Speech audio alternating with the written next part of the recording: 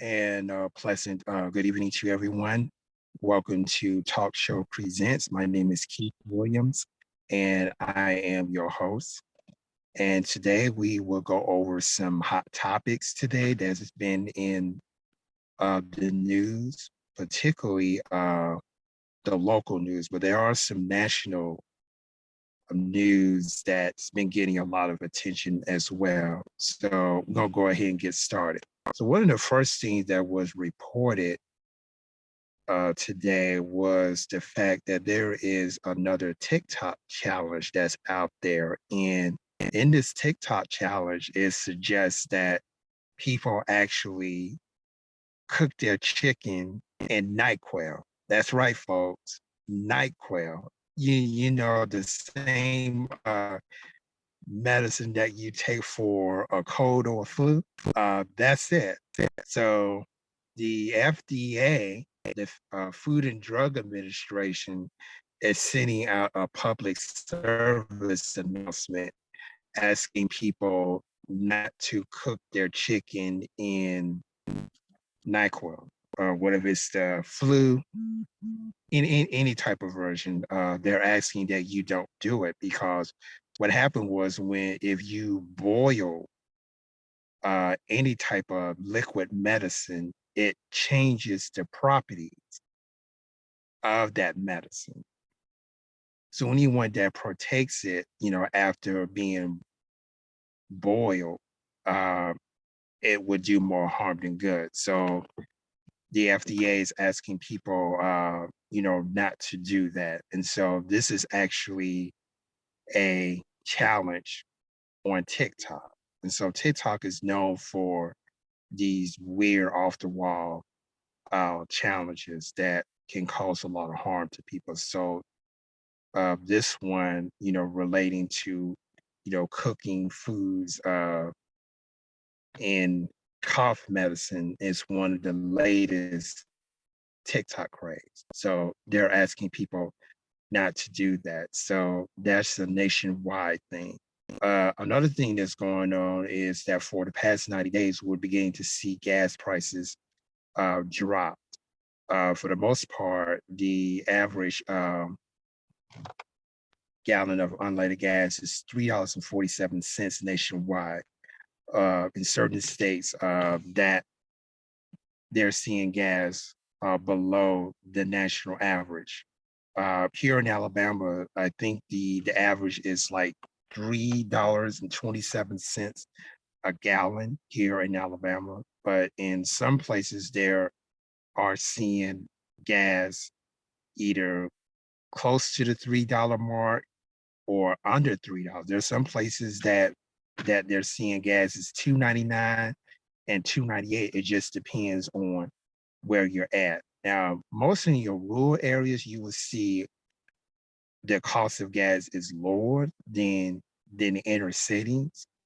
And then in the suburbs, it's cost a little bit more if you live in a suburban area than you do in a rural area or any inner city area. And in some of your urban areas, depending on what part of the city that you live in, gas, fluctuates anywhere from 5 cents a gallon to maybe about 15 cents a gallon. It depends on what part of the city that you're in. And the reason for that is that the OPEC countries they're boosting their production again, which means that the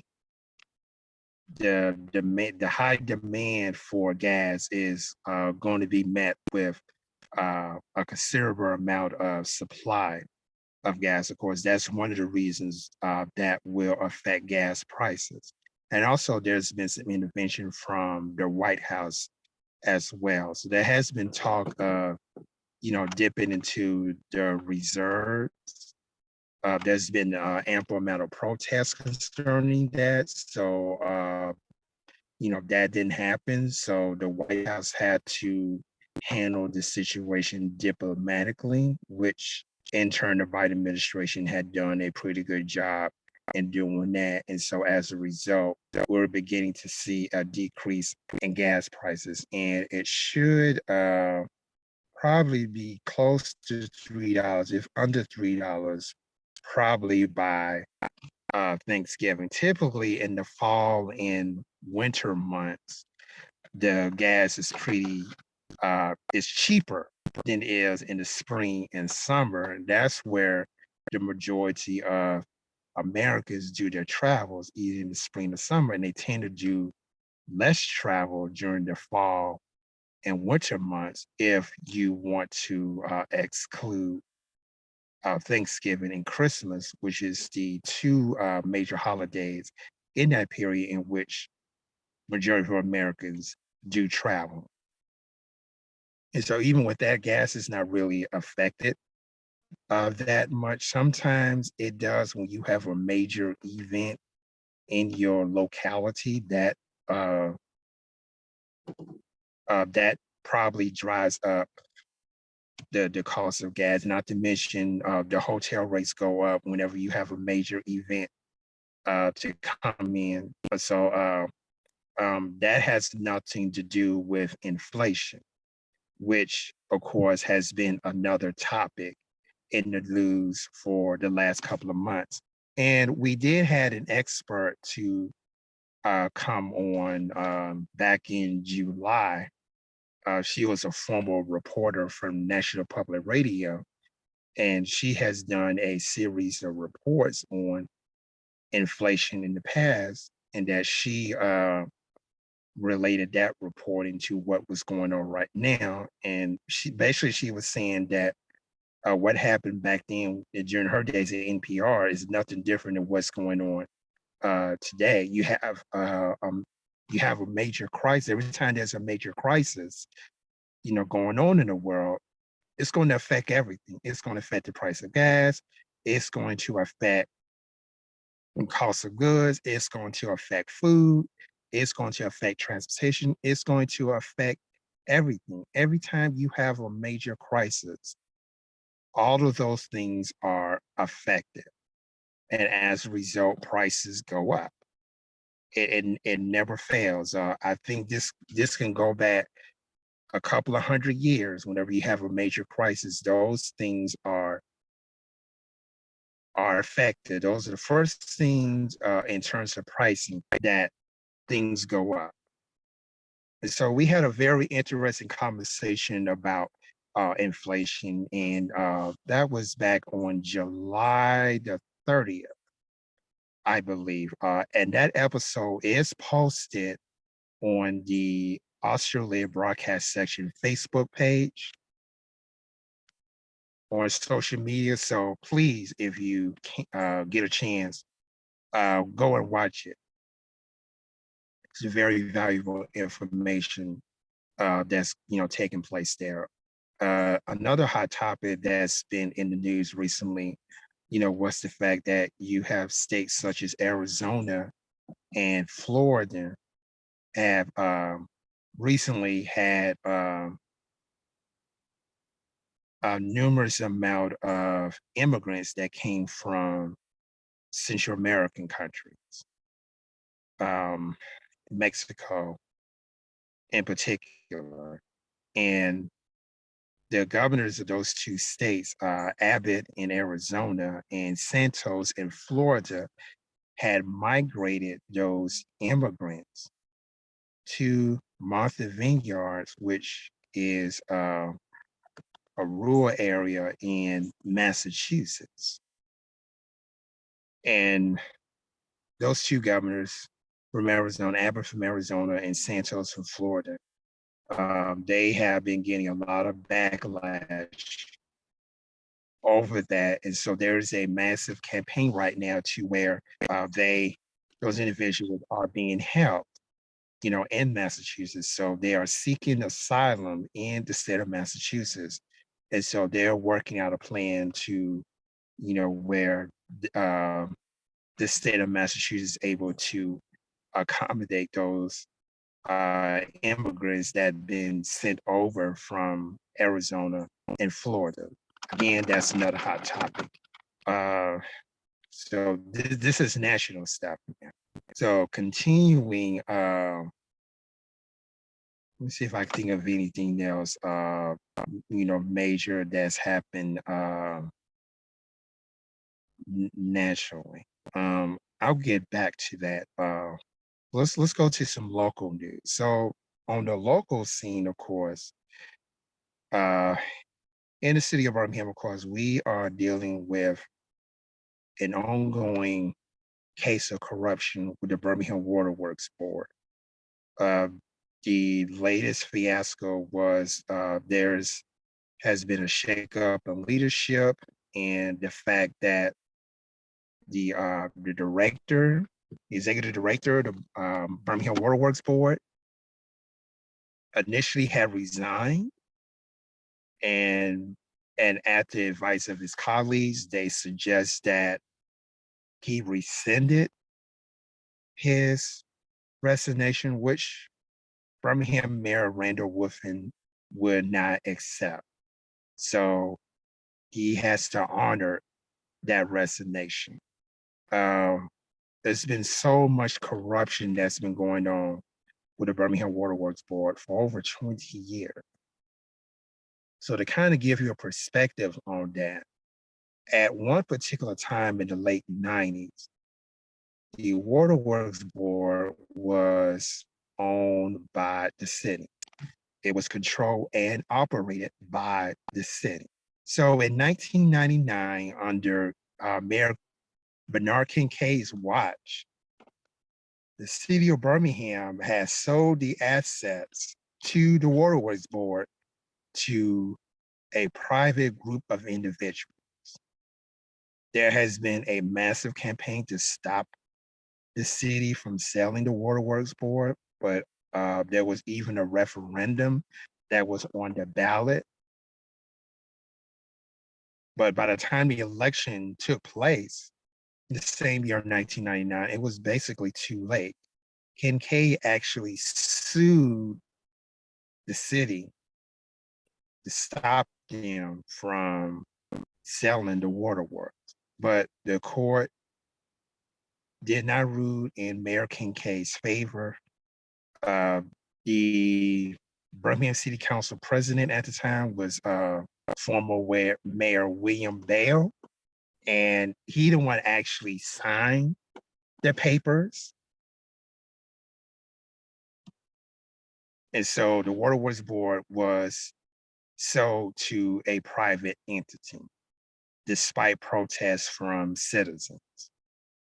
Now, I believe that if the city would have maintained control over the Birmingham Waterworks Board, that there would be far more accountability and far more transparency, and the city would have more control over who oversees or who operates the Birmingham Waterworks Board, because the people who, if the city continue to own the Waterworks Board, then those individuals would directly have to report to the mayor of Birmingham.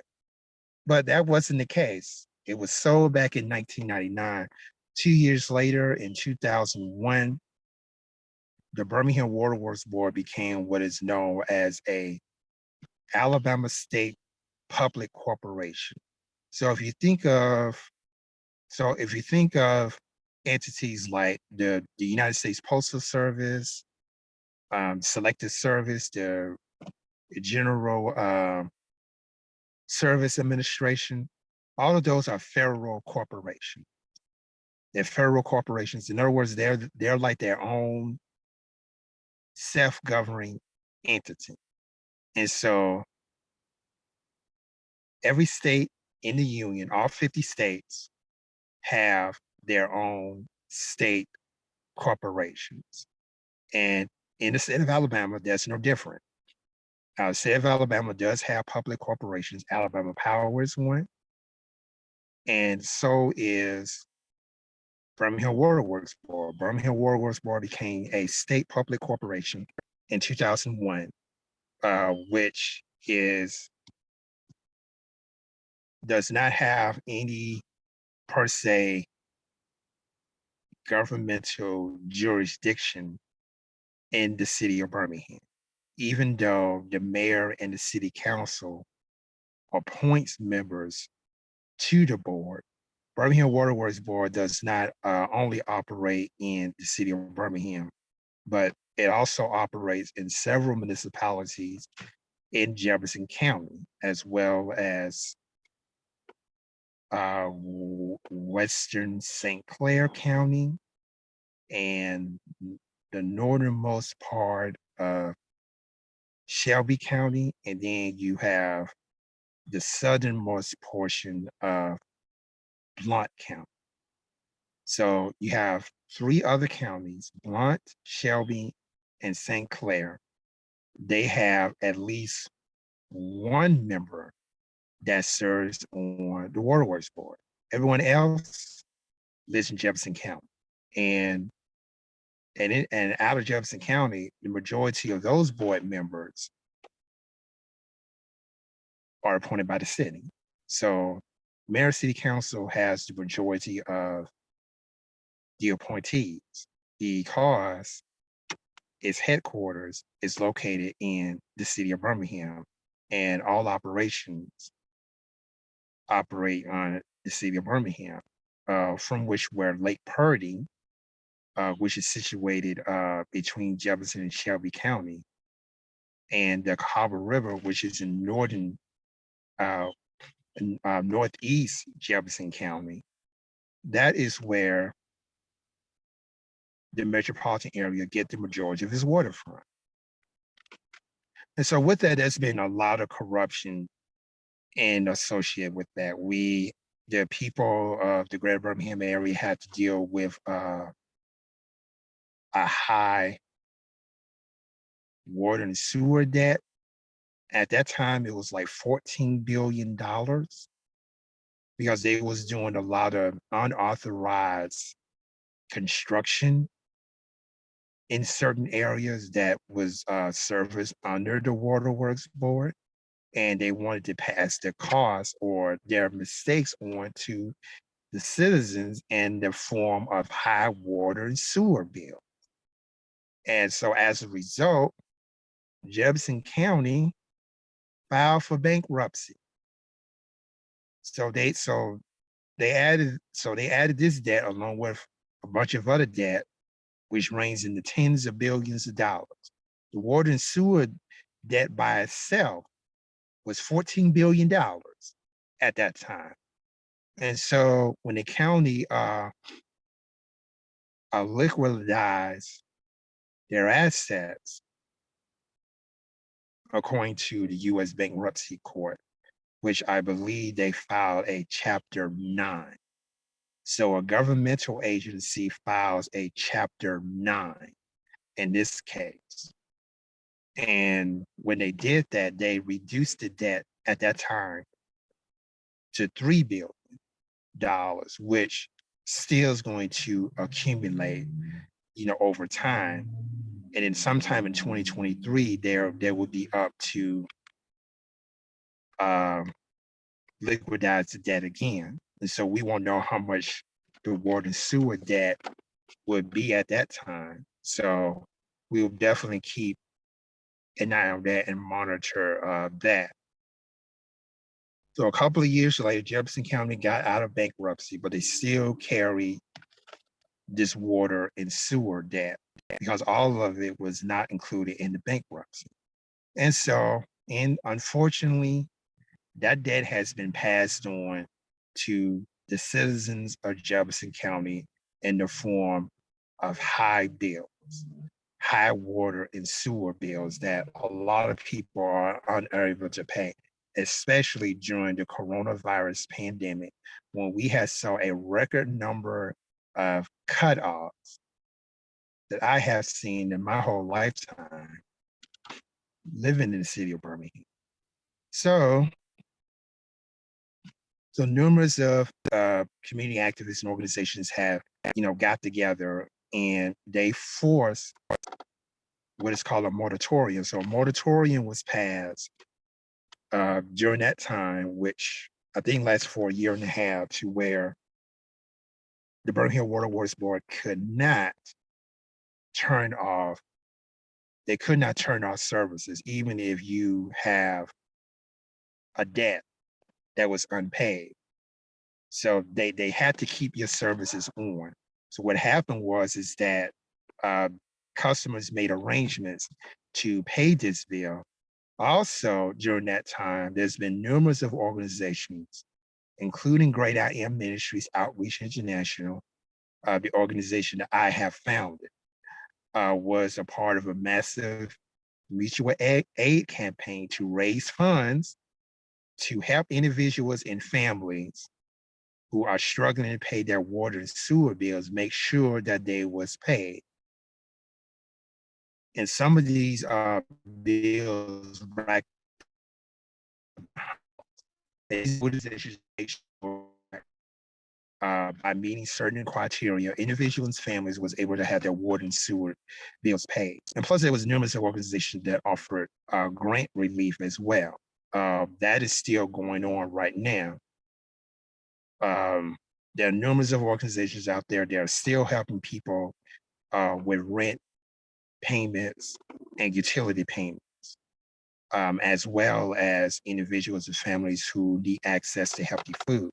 So that is still going on now. I think we're going on about 3 years that this has been happening. So that's an ongoing thing that organizations are doing right now. So now this latest, most recent corruption that been happening at a waterworks board is that people have been paid for false jobs, no-show jobs. We had there's been problems with the billing software, that they have, in which the system malfunctioned. Customers weren't being properly billed for services. They just did an estimate.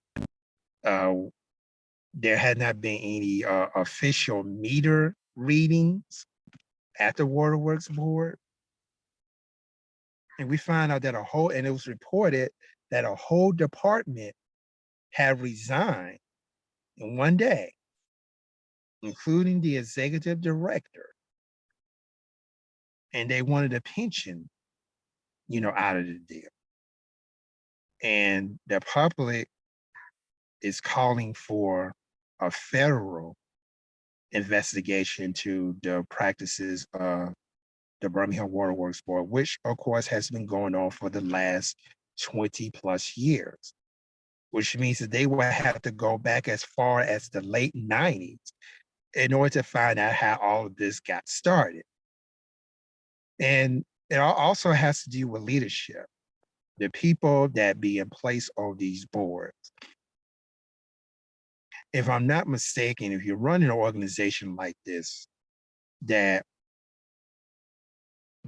even though the board does not conduct, they're not in charge of day-to-day operations, they're in charge of the most important aspects of the company.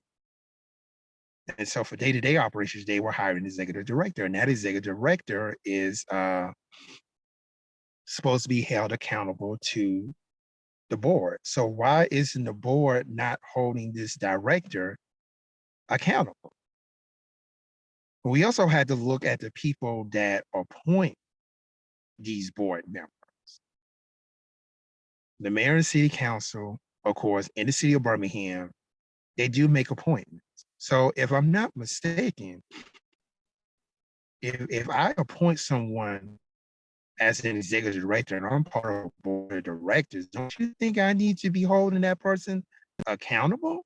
Because that's a reflection on me. I voted for this person because I think this individual is qualified to hold that position.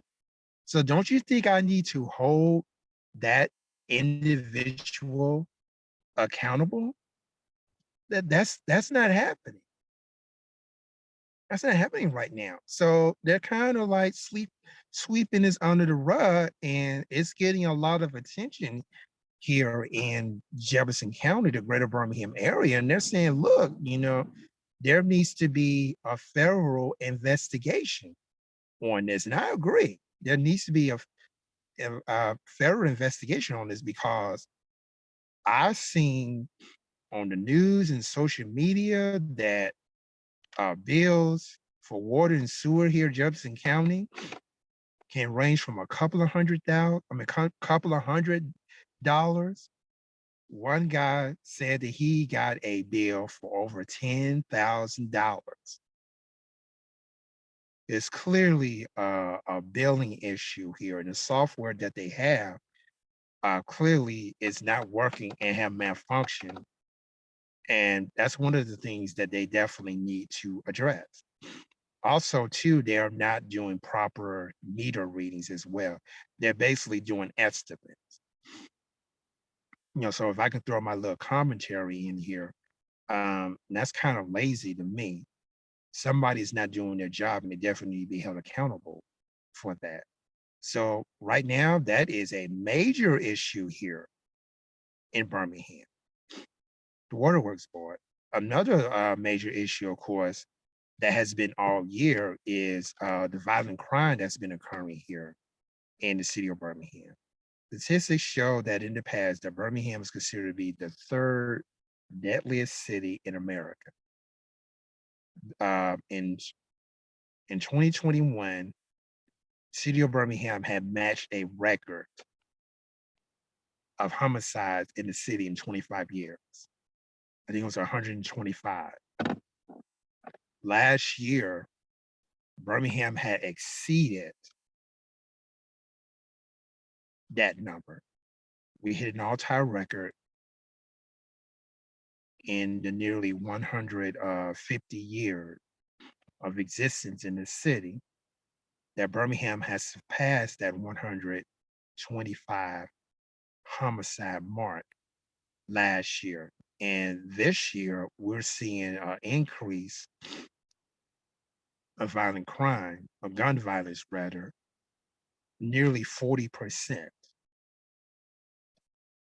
And during that time, and in past mayoral and city council administrations, there's been an increased reactionary method that's taken place, in the city. One of the things they done is that they built a multi-million-dollar crime center here. Another thing that they did is that the city council have voted to put more cameras out on the street, from the shot spotters to face recognition cameras. They have also done quite a bit of checkpoints throughout the city of Birmingham, particularly in the northern and western neighborhoods, not so much as the south and east. Uh, and of course, that's been discovered that none of those things have worked. And as a result, there's been a nearly 40% increase in gun violence in this city. And in certain neighborhoods where gun violence is not a problem, it became a problem this year. I know in the neighborhood where I live, we don't get gun violence is not common, where I live. But this year it has become increasingly alarming and increasing disturbing. And it's like that all over the city. Nearly 40% increase in crime. Whereas in Jefferson County, in jurisdictions and municipalities outside of the city of Birmingham, they are seeing a nearly 30% decrease in crime. In places like Hoover, Vestavia Hills, Homewood, you don't really hear, much about gun violence. It's almost little to non-existent in those areas. So we had to access that. Well, what are they doing? what are they doing to make sure that they don't have to deal with gun violence in their municipality? Well, that's one of the things that we need to start asking we need to start asking some folks, networking. I was like, look, what are y'all doing to make sure that y'all don't have to deal with gun violence in your city? I think that's a great place to start. When we talk about uh when we are addressing gun violence and what is causing this to happen? Why are we having so many people being killed? So that's one of the things that we need to have conversations with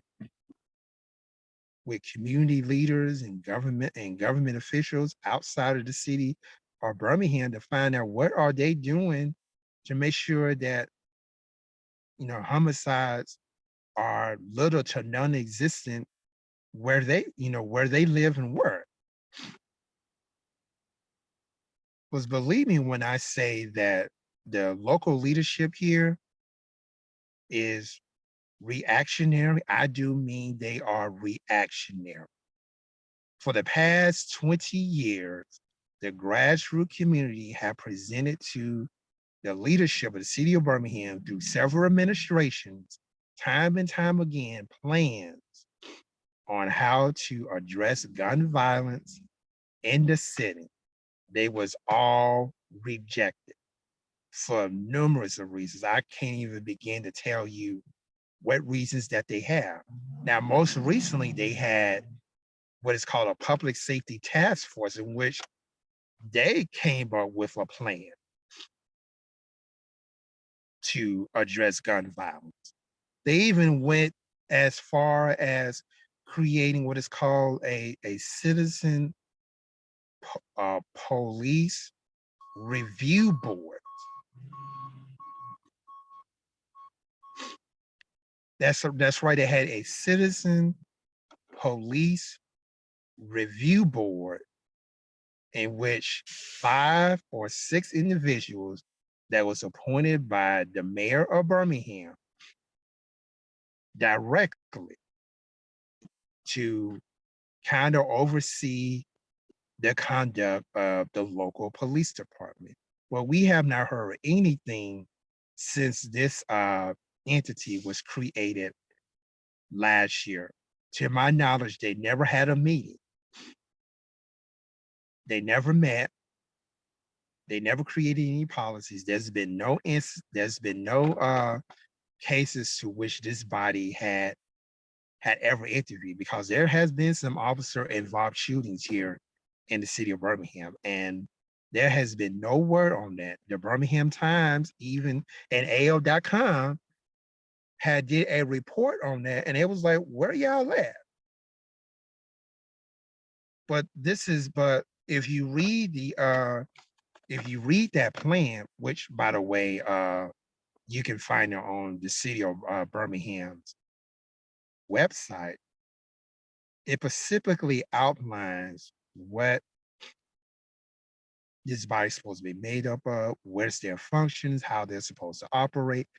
None of that came into fruition, at all. And then there was some things that a lot of other cities had banned, like the no knock warrants. You had a campaign called 8 Can't Wait. That was hardly ever implemented here in the city of Birmingham. But instead we got a real-time crime center, we got shot spotters, and we got all these cameras placed in the city, and it's not doing absolutely nothing to address and curtail gun violence in this city. It's all right, reactionary. Whereas being responsive means that you talk about it, yes, but you also have a plan. And for the past 20 plus years, that's what the grassroots community have done. They came up with plans and it was all rejected. Fortunately, organizations like Faith in Action Alabama, they have their Peacekeepers program. They was awarded money from the city of Birmingham and Jefferson County, totaling about $5 million. and they are in the process of putting a plan together. And then there'll be other organizations, I'm quite sure, in the future that's going to step up, handle it. Again, that is a major local issue. Another issue that's going on in this city, and it's been going on for past several administrations, the lack of accountability and transparency. And now, recently, the mayor has asked the citizens of Birmingham to join forces with them in addressing crime. And when I mean crime, we're talking about gun violence. And I have a problem with that. I have a problem with that because in this present administration, the citizens of Birmingham really got screwed. I mean, bamboozled, talked about, however you want to call it. This mayor in Birmingham has burned a lot of bridges and made a lot of enemies, especially folks in the grassroots community. We was called troublemakers. We was told that we were liars. They said that we was misinformed, and they talked about us real bad. And now he's gonna come around. This local leadership is gonna come around and ask for our help. Now, how can we do that under those circumstances? I mean, man, y'all burned a lot of bridges. Y'all made a lot of enemies. I'm telling y'all right now, y'all really not gonna get any help. If anything, the grassroots community is gonna find a way to address this situation and solve this crisis, probably without the city's help and without their resources. So one of the conversations that have been floating out there is a scientific policing model known as the cure violence method. In New Orleans, in San Francisco, where the cure violence model had been implemented, in 5 years, they have seen a 25 to 75% reduction in violent crime in those cities. And estimated costs would be around $500,000 a year to operate. So what is secure violence model? Basically, it's a scientific policing model to where they would train professional, professional individuals known as violence interrupters. And what they would do, they are trained to interrupt and intervene in a crime or a situation. It can be either a domestic situation to the point that it does not escalate into some type of violence. So that's basically what the cure violence model is. And on top of that, we have to address the root cause of why this is happening. One and a part of it is mental health. So we know now in the state of Alabama, for lack of a better word, mental health in the state of Alabama is inefficient and inadequate. Whereas in New York, they probably have one of the best run mental health operations in the country. And so I think that me personally, I can learn a lot about the mental health system in New York and maybe implement some of what they do here in Alabama. Just saying. So that is one of the main methods that's being talked about. And there's been ongoing conversations, about this, and there's going to continue to have conversations about this because people need to get the right information. And so I would be participating in those discussions. I also be participating in some sort of action plan on, how to address gun violence from the source so that we can bring those numbers down. And we want to be in a situation to where we match last year's record or exceed last year's record of number of homicides in the city. We definitely don't want that to happen. So we got to do something. And of course, that's one of the things that activists and community organizers in the area will definitely be talking about. So again, that is a major issue that's going on here. It's affecting, of course, uh, thousands of people. And for that is one of the reasons why Birmingham is no longer the largest city. I think it's the second largest city, barely. Birmingham lost about 12,000 people since the last census. And so we have to figure out why. Why did these people leave? We know they left for certain reasons, but we definitely want to know why, they're leaving. And we know gun violence is one of the reasons why, this has happened. It's probably one of the main reasons why people are leaving the city. So, but no one's having a conversation about that neither. And then there's, lack of jobs. Birmingham is, for the most part, is more than is it a food desert? There's some areas that are dealing with what we call food insecurity or food apartheid, in certain areas, of the city, and that's slowly being addressed. There's a lack of opportunities for young people here, lack of economic stability. That's here, especially in your western and northern areas. Also, in places like North Birmingham, for example, still dealing with pollution, which is, of course, is it's another hot topic, but it's not getting any more media attention. Like, for example, what happened in between 2015 and 2018. It's not getting enough, it's not getting any further media attention, but there's still organizations on the ground, environmental organizations especially, that are still trying to bring this issue to light.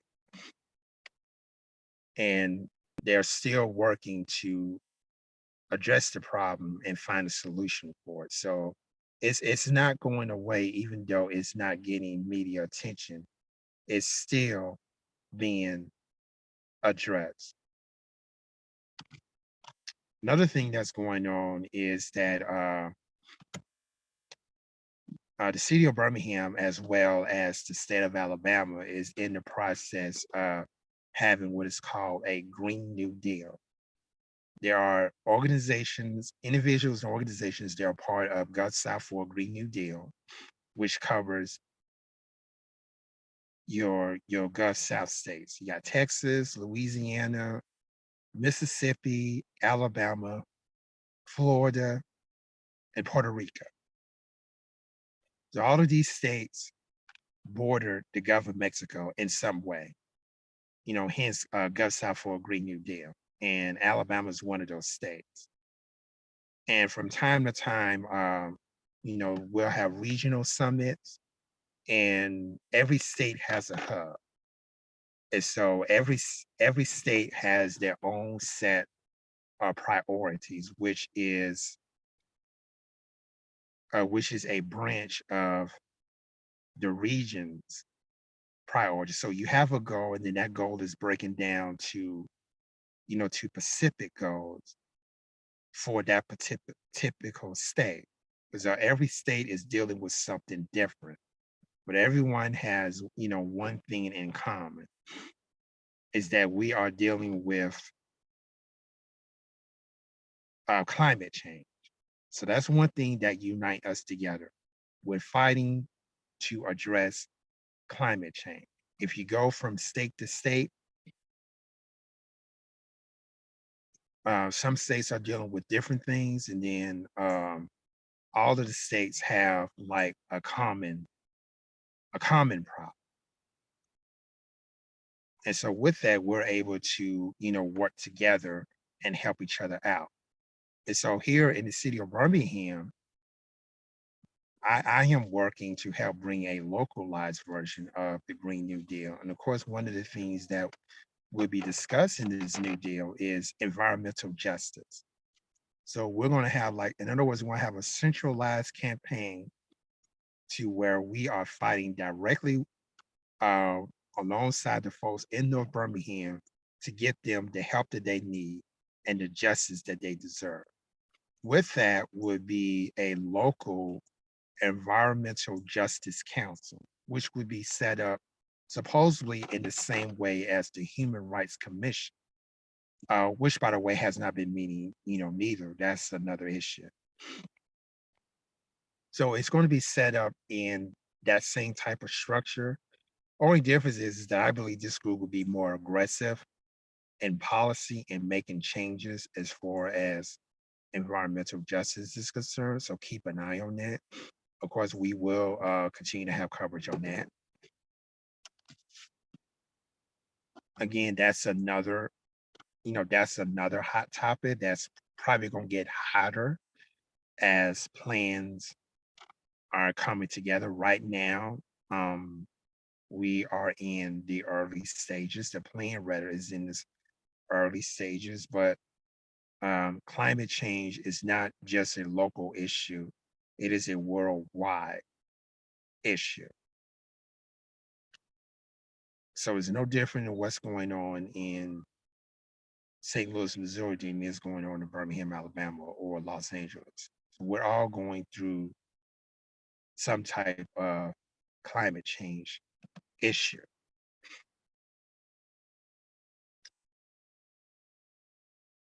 So that's pretty much what's going on here. So these are some of the hot topics that are basically going on here nationally and as well as locally. Now, today is National Voter Registration Day, a campaign to remind people to register to vote, that there are resources out there if you've been convicted of a crime and which you don't think that that you're qualified to vote.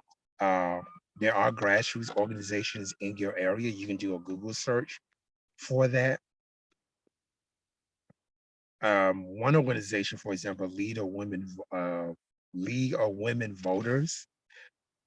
They have chapters all over the country. They're one organization that deals with helping ex-felons have their rights restored to vote. There's also Faith in Action as well. Several states, the majority of states across the country, they have a state chapter, and they are also working to help restore rights to formerly incarcerated individuals, restore their rights to vote.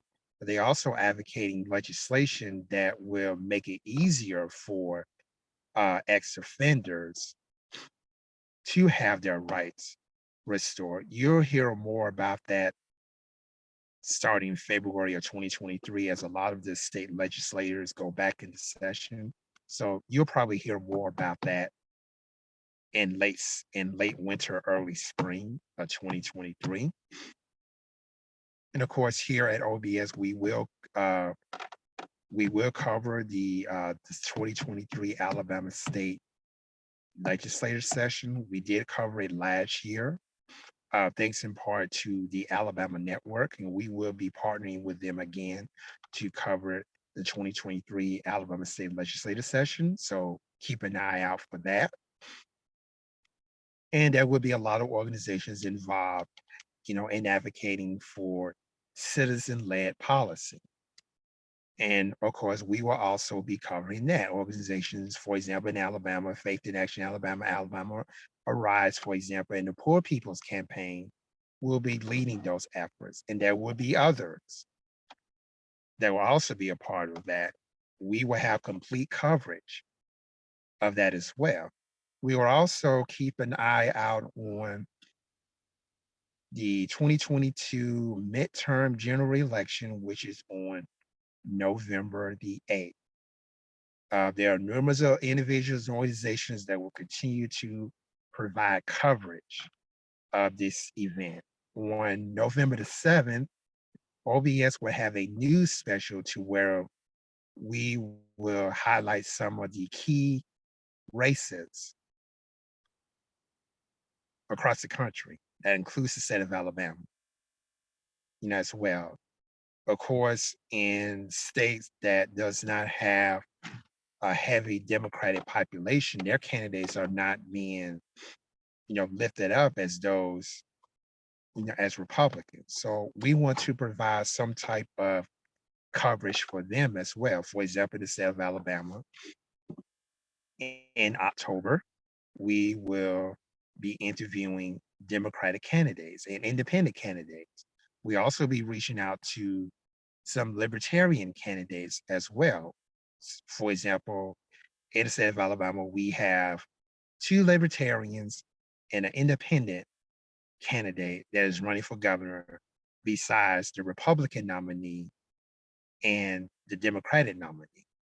So we will plan to reach out to them. So for the month of October, we hope to have a series of podcasts to where we are interviewing these candidates. And be sure to be looking out for Those Damn Spotlights Part 2 sometime in October, where we again will be highlighting all of the Democratic candidates who are running for office in the state of Alabama. So we did that for the primaries back in June, in early June, in time for the June 24th primary. That was very successful. And so now we will do that for all of the Democratic nominees in the state of Alabama. And this time we have help from all of the county Democratic executive committees. There are 67 counties, and each one have their own executive committee. So OBS now has connections with Democratic executive committees from all 67 counties. And we will be working with them to distribute this information so that they can get it to their voters. So be on the lookout for that, as well as interviews with some of the candidates. And we will provide more information on that as time goes on. So that would start roughly on mid-October. So that would start in mid-October. So be on the lookout for an announcement on that pretty soon. I believe there's going to be a flyer that will be posted. So for that, keep an eye on, again, the Australia Broadcast Section Facebook page, as well as the Voters Legal Justice Watch Group Facebook page. And of course, check with your local Democratic Executive Committee to get information as well. We would definitely need their help to get the word out about these candidates, because right now the Alabama Democratic Party is in big trouble, some real big trouble. And even though there is new leadership here, I'm trying to be optimistic, of the fact that a lot of work needs to be done, and that we have somebody on the inside that will, of course, bring this party out of darkness. That's another conversation. And that has been a hot topic for the month of August and part of September, but it sort of kind of died down a little bit. But I believe that counties are doing everything they can to, uplift the Democratic candidates in the state, because obviously they are in no position. The state Democratic Party in Alabama is in no position to help anybody right now, because they need help themselves. And so that's where the 67 counties come in, and OBS would be right in the thick of it, making sure that we uplift it. And so we will have continuing coverage of the 2022 midterm general election up and until Election Day, which is Tuesday, November 8th. And if you have not registered to vote, I do encourage you to go and register to vote. You still have time. So please exercise your right. Register to vote, but most importantly, make sure you go to your polling place and cast your ballot to vote. Well, that's pretty much going to do it for this edition of Talk Show Presents. I hope that you got some great information.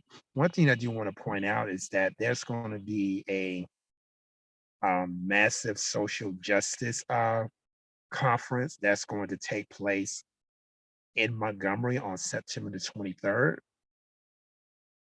I, of course, will be a part of it, and we will have coverage of that. It's going to be an all-day event in Montgomery. Starts at 8 a.m.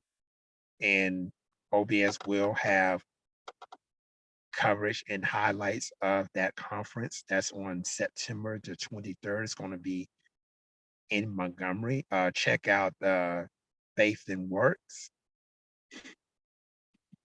Facebook page. Is a local political organization here in Alabama, statewide organization. They will have more information on that as well.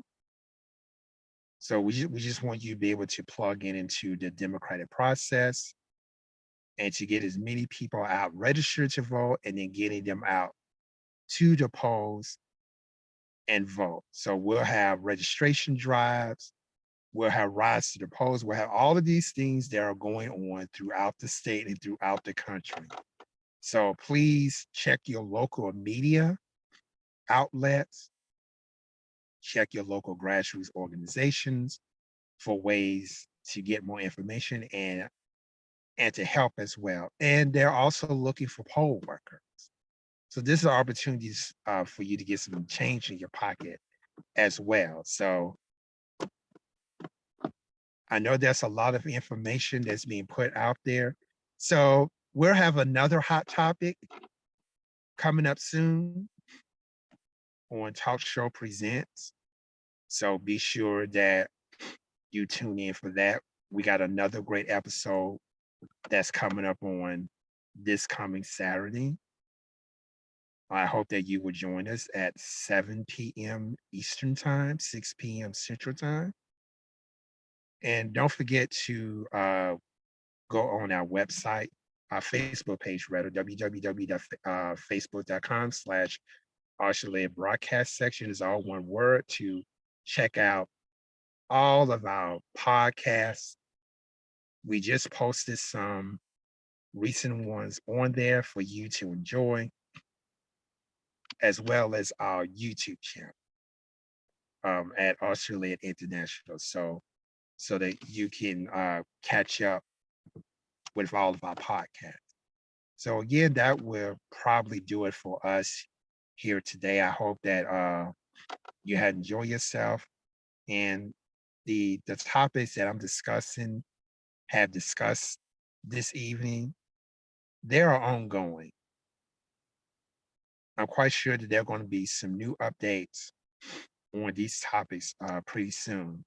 I want to point out that another media outlet called Not Necessarily Political, they had an interesting conversation that I participated in through Facebook chat 2 Sundays ago. And that conversation, of course, will be ongoing. There's going to be a future broadcast of Not Necessarily Political that will be talking about gun violence in the city of Birmingham. So definitely would stay tuned for that. We will post the latest episode here on the Archuleta Broadcast Session Facebook page this week. So for those of you who've been following us, you would have an opportunity to watch it in its entirety. It's very informative, got a really great host in Lonnie Malone and some great participants. You got Richard Franklin, you got Gwendolyn Webb Cook, you got Kimberly Gentry, and of course, Antoine Womack. And of course, I participate sometime, from time to time, as well. So some great individuals, some great community organizers, grassroots activists. We're really about to make some history here. So it's slowly but coming, but we hope that we're able to make some changes. And so that's going to do it for this edition of Talk Show Presents. I hope that you are now aware of what's going on in the recent news, and we will continue to have these hot topic segments so that you can stay informed of current events. I'm Keith Williams. Thank you so much for being a part of this podcast, and we will see you next time.